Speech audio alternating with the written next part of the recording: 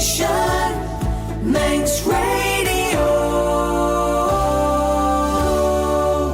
Moramai, good morning. This is Judith Lay welcoming you to Manx Radio and to the podcast of this week's edition of At Your Service.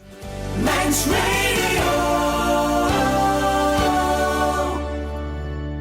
Well, first of all, huge congratulations to everyone involved in this year's parish walk. Once again, a significant amount of money will have been raised for good causes, and it's been great to see, as we do each year, such community support for the event in general. Thank you to everyone. The first line of our opening hymn this morning, in a way, sets the theme for the whole programme. Give me the faith that can remove and sink a mountain to a plain. So let's listen to the celebration singers, and then we'll join Paul Keeys, Linda Wildman and Rev'd Debs Davies. They may not have sunk any mountains lately, but they all share a deep and very active faith.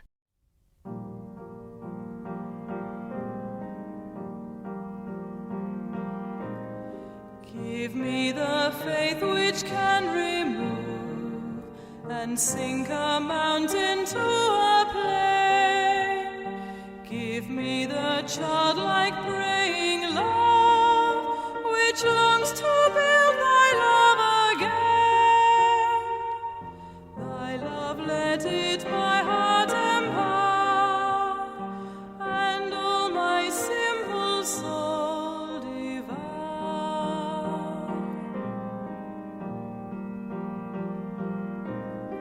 I would the precious time redeem and longer live for this alone, to spend and to be spent for them who have not yet thy Saviour known. Fully on these thy mission prove, and only breathe thy love.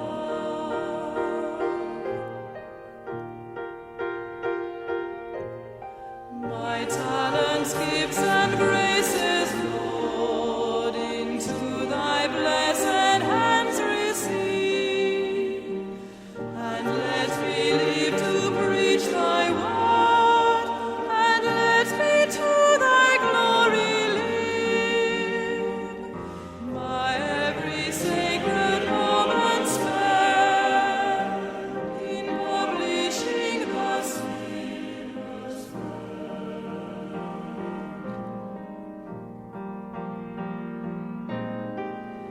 enlarge in flame and fill my heart with boundless charity divine.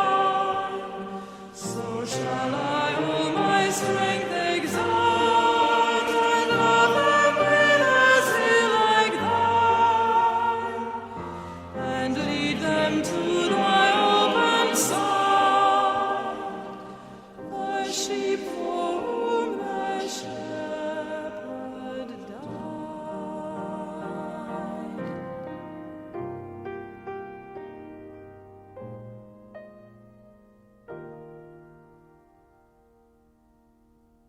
Paul Keeys is the Regional Director of Walk Through the Bible UK Ministries, an organisation that, for the past 40 years, has been teaching young people and adults to look at the bigger picture of the Bible in an interactive, engaging and innovative way. Paul was on the island recently to lead a Walk Through the Bible teaching day, and afterwards I asked him how it had gone. It was awful. Terrible. No, it was a great deal of fun. We had a lovely group of people, and the idea that a group of people will give up a Saturday to be able to sit down and talk through the story of the Old Testament. I mean, this is a dream. So, no, I loved it. It was a great day. Just to recap, the point of this is you're, as you say, focusing on the Old Testament, and you're helping us to get more engaged with it, to understand it and remember it and share it. This is the key, isn't it? Absolutely, yeah. We want people to be able to see the big picture so that it makes sense to them. It's great to be able to take a day to just ease back, see the big picture, how it all fits, and then go back and read it afresh and see what is it that God is saying to me today and what am I meant to do with it? So we see it, and then we read it, and then we go and live it out. That's the aim of our ministry. Paul Keeys explaining the purpose of Walk Through the Bible Ministries. But does it work? The programme is suitable for adults and for young people too. Linda Wildman is the schools worker with Scripture Union Ministries Trust here on the island and has been trained to teach the Walk Through the Bible programme to school years 5 and 6, 10 and 11-year-olds. Yeah, that's right. I trained in 2020 in March, so got back just before the borders shut, and then I had 3 months when I was at home, which meant that I could just spend most of that time preparing resources to teach in schools. When I did the training to deliver Walk Through the Bible in schools, it really brought it together for me personally, and I feel like it, as much as I was learning to teach it to year 5 and 6 pupils, it really helped me to just get a better handle on the Bible, and when somebody mentions a story or something, I have a context to put it into, and I understand where it fits in the big picture of the Bible. So I've found it really helpful. It's such a joy teaching it in schools, because sharing the stories in schools where most of the children haven't heard them before, their reactions just reminds you how exciting all these stories are when they're hearing them for the first time. And you ask a question like, what do you think Joshua did next? How could he lead the people past these thick walls of Jericho? And they're saying, oh, did they climb over them? Oh, maybe they dug a tunnel, coming up with all these creative ideas. And then when you say they just walked round and round the walls and then they fell down, they're just so surprised and interested. And it just is a good reminder of how powerful these stories are. I think teaching the Old Testament storyline and Walk Through the Bible, it really levels the playing field a bit, because you'll every now and then have Christian kids in the class and they want to give you all the answers for everything. And then suddenly you'll mention a character like Nehemiah and don't know who that is. Or you start referring to something that's talked about in the prophets and they're learning things for the first time as well. But it just gives them a framework to hang it all on, and they can see then how the stories that they've heard time after time fit into a bigger picture. It's an educational context, so you're just telling the story to give everyone an understanding, but I think that for the Christian kids hearing that, it is a really faith-building experience. I think the people who are most impacted by our ministry are those who teach it. After that, it's the children in schools, and after that, it's the people in churches. And I love the idea that some of the children who've been taught by Linda here, I don't know whether I'm allowed to say this, but I honestly believe that they know the story of the Old Testament better than most of the people who go to church each week, because they've seen it in a different kind of way. Some of these children, they've never seen it before, and they come out after 5 sessions and they know their Bible really well. I think it's clear that Scripture Union schools worker Linda Wildman really enjoys her work. But I wondered, how did she get involved with Scripture Union in the first place? I actually came through lots of SUMT events as a young person, going to the Christian Union group in my high school. That was really important to me, actually, at a time when my faith was developing, and being able to connect with young people from different churches to mine really enriched my faith, and I went to residentials and grew deeper in my faith. And I did the gap year that SUMT runs back in 2010, and then I loved it so much that I ended up staying for 2 more years before going to train as a primary school teacher. But I think in the back of my mind I always knew I'd want to be back. I did do the teaching thing, but being able to teach the Bible and the stories that I love so much, and the fact that I get to do that in schools and use some of the skills that I picked up in my short teaching career has definitely been a blessing. Walk Through the Bible, for instance, is one of my favourite parts of my job, because it's something that I love and I'm passionate about, and I've got all of the resources and I've tried them out a few times and got them how I want them, and then I get to just take it around from school to school and do something that I know is helpful to the children, and that is just a joy to share. I think the important thing here, and this is very much a characteristic of Scripture Union work, is it's not trying to brainwash or indoctrinate or influence the children. It's giving them the tools to make the decisions for themselves. Yeah, Can you? absolutely. So you're just laying it before them and saying, how about this? Yeah, that's it. Just telling them the story. That's enough. You know, Jesus told stories and let people make up their own minds about it and come back to him if they were interested or if they wanted to know a little bit more. It's not ethical or healthy to try and convince people that they have to believe what you're telling them, but we can contribute to the education and fulfill some of the RE curriculum, but also teaching the stories that we believe might go on to form part of the children's future if they're interested. They've got a little bit more knowledge and they can decide what to do with that.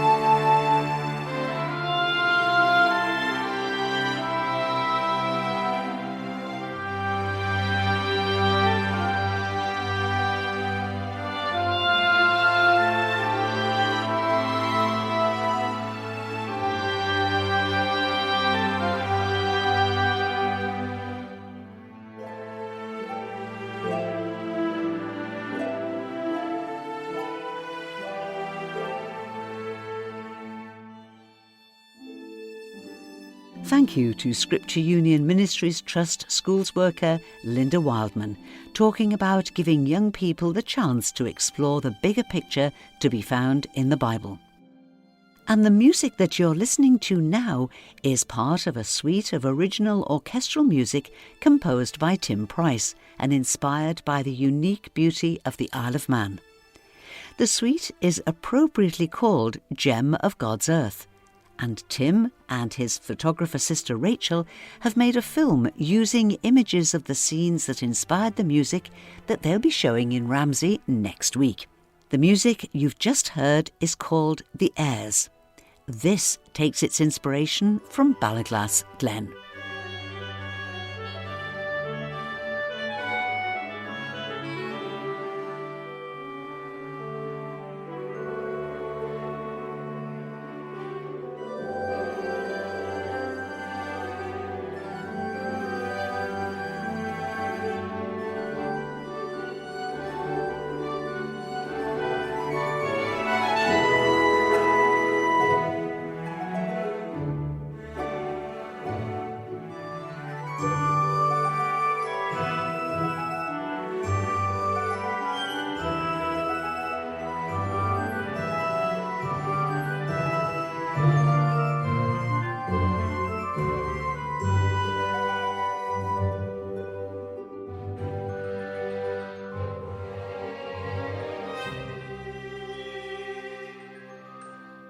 If you'd like to hear all the music as a soundtrack to the magnificent photographs of the areas that match the pieces, then you're warmly invited to Ramsey Independent Methodist Church in Chapel Lane in the centre of Ramsey on Monday, the 3rd of July.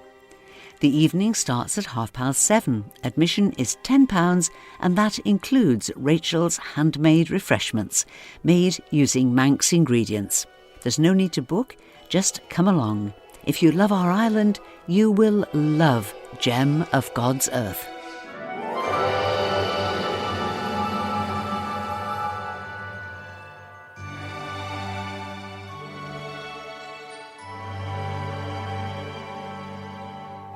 Now let's Let's rejoin Paul Keeys, but the topic of conversation now is something different.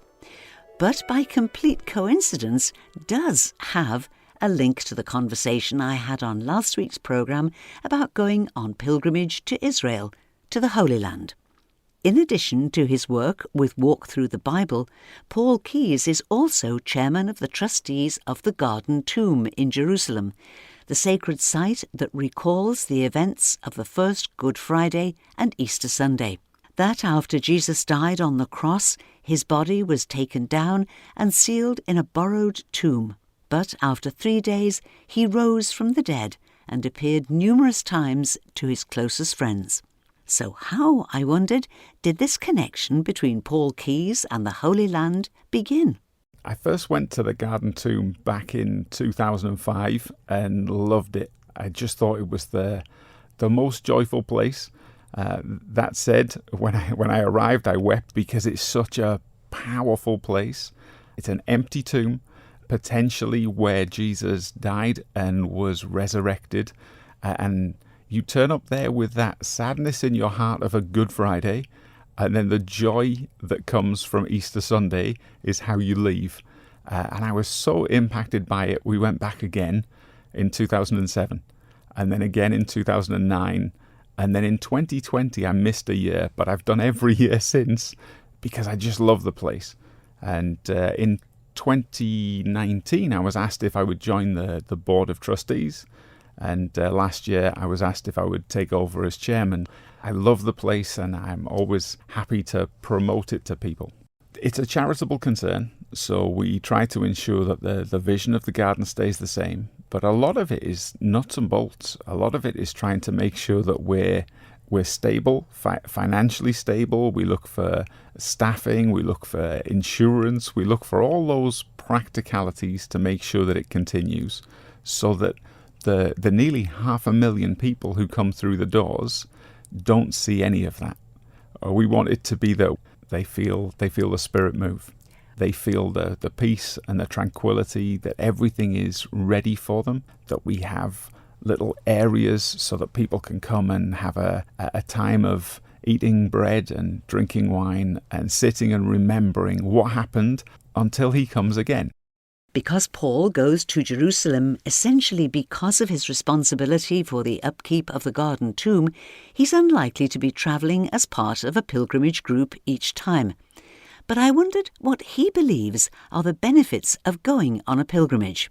In many ways, so much of the impact is spending time together and having a great excuse to talk about what Jesus did for us. It takes you away from your normal everyday busy life and says, let's put Jesus first for at least a week and a half and we'll consider him each and every day. And then you can come home having been away, and then you relive it. You relive it every time you open the Bible, and all those pictures come flooding back. So for me, I feel so blessed that I have those pictures in my head. Thank you, Paul Keeys, Regional Director of Walk Through the Bible and also Chair of the Trustees of the Garden Tomb in Jerusalem. I think you probably know that wherever I go, be it on island or further afield, I'm always keen to meet and talk with people in ministry. A few weeks ago I was in Liverpool and went for lunch in the excellent coffee shop within the city's magnificent Anglican Cathedral, a familiar sight on the Merseyside skyline. And there were welcomers, guides and clergy on hand chatting with visitors and, I'm happy to say, willing to chat with me too. Rev'd Debs Davies was ordained as Anglican priest a couple of years ago and is a member of the Liverpool Cathedral clergy team.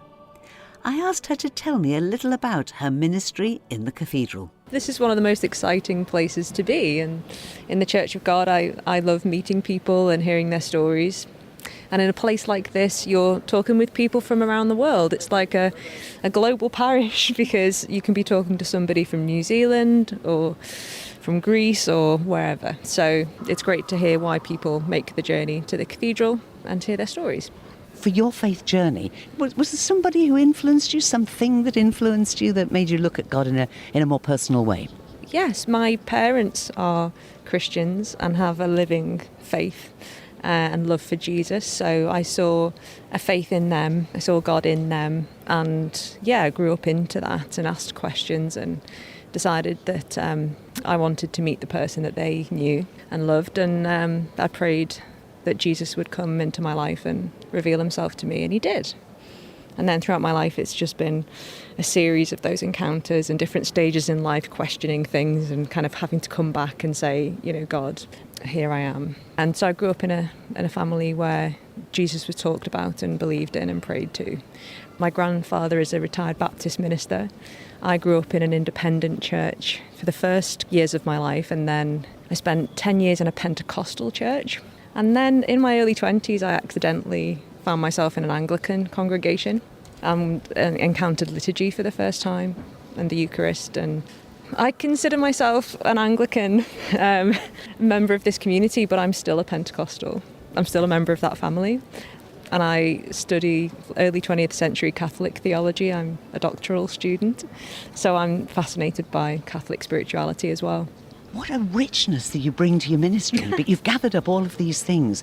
It doesn't surprise me that with that kind of background, you're loving being in an international cathedral. I've only been walking around for about the last 15 minutes, and I've heard so many different languages being spoken. Yeah.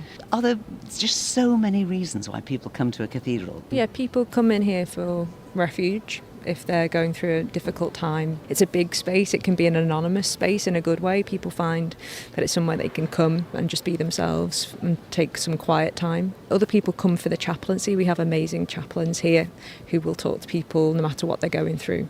And some people come here in their darkest hour. They see a church and they think, help is there. So it's a privilege to meet those people. But we also have football fans on match day. At the end of the Premier League season last year, when we were fighting for the title on the final day against Manchester City, 2 matches going on and people come in their Liverpool shirts and light a candle and leave. So there's a whole spectrum of people. I think people feel that this is somewhere they can come into. They don't have to buy a ticket, it's free, but also they're welcome here. So you don't have to have an excuse. You can come in simply to use the coffee shop and get a coffee. And there's no other reason to be here, that's fine. And we have events in here, we have corporate events. We had the National Diversity Awards. Yeah, there are people from all around the place who can end up here for whatever reason. But I think local people, our slogan is built by the people for the people. And I'd guess there are very few people in the city who've not been in here for some reason. It's quite an eclectic mix in here at all times. Every day of the year there will be something unusual in the space that maybe looks out of context. But I think, again, that's what draws people in and shocks people in a good way. But also, it's what you find when you get in here, to see a young person wearing a clerical collar. Hopefully it helps people realise that God uses ordinary people, We don't all look the same. We don't all sound the same, we're all different ages and it's just that surrender to him, really. That's what God's interested in. And so hopefully, people see the collar on me and think, oh, are you legit? Are you really what you dressed up to be? And the reality is I'm only here because God has given me this ministry. So hopefully it encourages people to think, oh, maybe I could serve God, not just with a collar on, but in their daily lives, What does it feel like when you're celebrating liturgy in a building with so much invested in it over the years? How does it feel? I think there's a sense of, inheriting the mantle that's gone before. The people have worshipped in this space for nearly 100 years. But also there's a real intimacy to the worship space. We have a faithful congregation here. So actually when people come up to receive communion, I recognise the faces, and there's a depth of encounter with Christ. And so actually it's a family first and foremost. It's a place of encounter. And so, people will be in awe of God's greatness and his transcendence, but also there's a real sense of his presence and his closeness.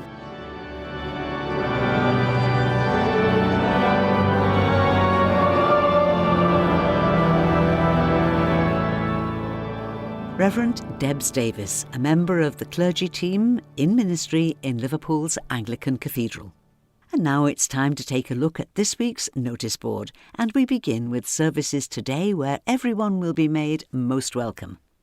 The Mariners Choir will be in Selby Methodist Church this evening for a service starting at 6:30.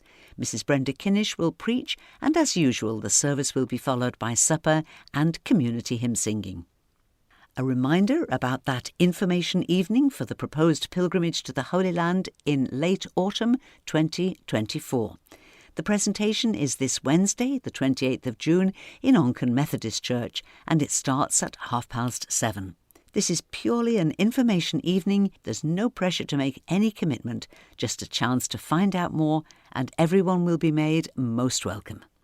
The season of summer concerts is up and running in St Thomas's Church here in Douglas, just off the promenade near the Gaiety Theatre. They invite you to an hour of popular music each Wednesday evening. The concert starts at 7:45, and entertaining you this Wednesday will be Manx Voices, conducted by Angela Stewart. And whilst admission and light refreshments are free, a little donation to the collection as you leave would be much appreciated.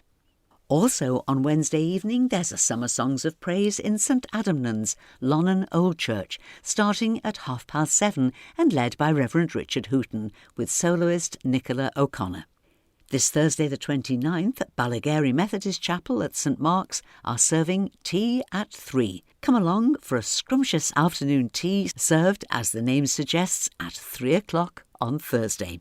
A minimum donation of £8 for the work of the chapel is suggested, but there's no need to book, just turn up. There'll be plenty for everyone. On Friday, June the 30th, there's a midsummer buffet and quiz in St Paul's Hall in Ramsey. Starting at 6:30, this is a fundraising event for Scripture Union Ministries Trust, supporting their work with young people in the north of the island. The entry charge of £10 per person includes a meal, and you can pay at the door. For the quiz, it's teams of 5 to 8 people, and you can either come as a team or make up a team with others on the night. Reserve your place by calling and leaving a message on 898 377. 898 377. And we finish with a look ahead to next weekend. Glen May Craft Market will be open next Saturday, July the 1st, from 11 a.m. to 4 p.m. That's in Glen May Chapel and Community Centre, where you will find homemade produce, gifts, crafts, knitwear, jewellery, artwork and much more. Admission is free, and they'll also be serving homemade light lunches, bacon baps, tea, coffee and cakes. And if you're unsure where to find Glen May Chapel and Community Centre, just head for the village and look out for the bunting and the banners. Also next Saturday, the 1st of July, strawberry cream teas will be served at Christ Church at the Doon. That's on the main Ramsey to Laxey Coast Road. There'll be a great selection of sandwiches, cakes, strawberries and cream and freshly brewed tea, all served on Saturday from 2 o'clock onwards. Admission is £10 per person for adults and £4 per child. Inquiries please to Linda on 862 166. 862 166. And 2 special services next Sunday, July the 2nd. Bigarrow Methodist Chapel will celebrate their anniversary with a service at 2:30 next Sunday afternoon, which will be led by Mrs Pauline Corlett, with musical items by the Summer Singers, and as always a warm welcome for everybody. And also next Sunday, July the 2nd, Bride Methodist Church celebrate their Sunday school anniversary with a service starting at 4 o'clock. It'll be led by Mrs Jen Casson. The Sunday school children will be taking part, and it'll be followed by afternoon tea. And last but by no means least, on Sunday the 2nd of July, the Mariners Choir will be in St Luke's Church in Baldwin for a service starting at 6:30, led by Reverend Canon Janice Ward. And that's all that we have time for now. But I'll be back tonight at 9 o'clock to open the door to our virtual late lounge for sundown. Easy listening music and a bit of nostalgia to round off your day. I'd love you to join me if you can. And so, till whenever we meet again, this is Judith saying thank you for listening, and I wish you and those you love a blessed and happy week and a very good morning.